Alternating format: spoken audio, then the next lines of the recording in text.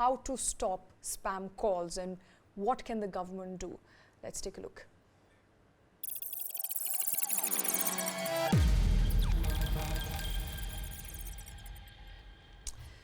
All right, spamming is a constant problem. It bothers all of us, each of us, Kartik, every point of time. Government has taken a lot of stringent measures. In one of the latest we're given to understand, Telecom regulator has asked all companies which could be marketing, could be trying to sell a product, to first take consent, take a fresh consent and then start marketing and sending out those messages.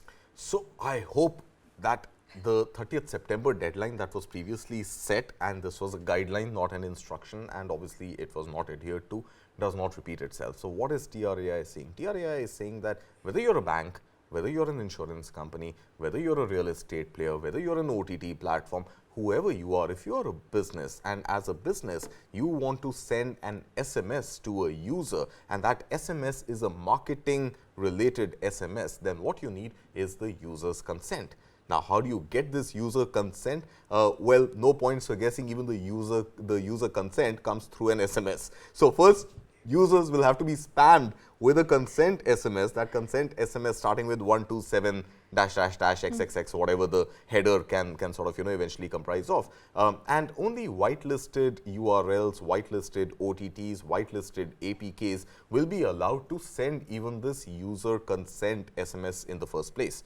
Now, you send a user consent SMS, users should explicitly be told what is the brand, what is the product, what is the nature or the scope of the messages that they would eventually receive if they agree and say yes to receiving SMSs from that particular brand or company. And after they've said yes, only then can these whitelisted platforms send messages, marketing related messages to the users. At How the same likely time, are you to reply to a message like that?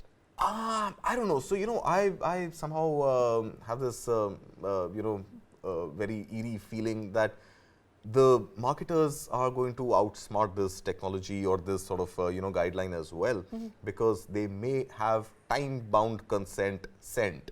For example, a marketing company could or a brand could send an SMS that, hey, Shweta, would you like to buy a real estate property in Noida? And if you would want to receive SMSs from me, and if you do not reply within the next 60 seconds of receiving this message, we take it as a yes.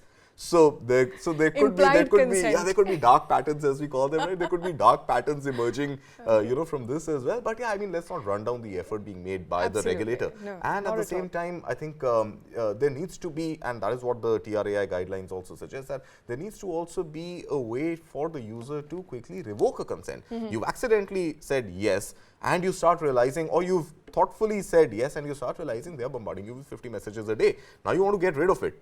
How do you get rid of it? There should be a way to revoke that consent also. Right. And all user consent across platforms, yeah, so that needs to be built. So that is what the TRAI's instruction is, that a very, very explicit consent, and that should very clearly put in the brand, put in the scope of or nature of the SMSs that will be sent, and a way to revoke the consent as well. So once you agree to that, your life should hopefully get a little better. And I think what is most critical is heavy penalty again. I mean, unfortunately, we don't work if there are no penalties. There has to be some negative incentive for companies to adhere to this guideline and initiate it. And all these consents are going to actually be stored on a blockchain-like technology, a distributed ledger, which is going to store all these consents, and every time it gets revoked, again, on that distributed ledger, it gets revoked. So then there is no accidental slippage that, hey, my data was not updated, and hence I kept sending you the messages. That data is going to be centrally stored in a blockchain-like technology. And is this just for messages or also calls? Because I get incessant calls. For now, it is only for messages. I think you get incessant calls and messages, and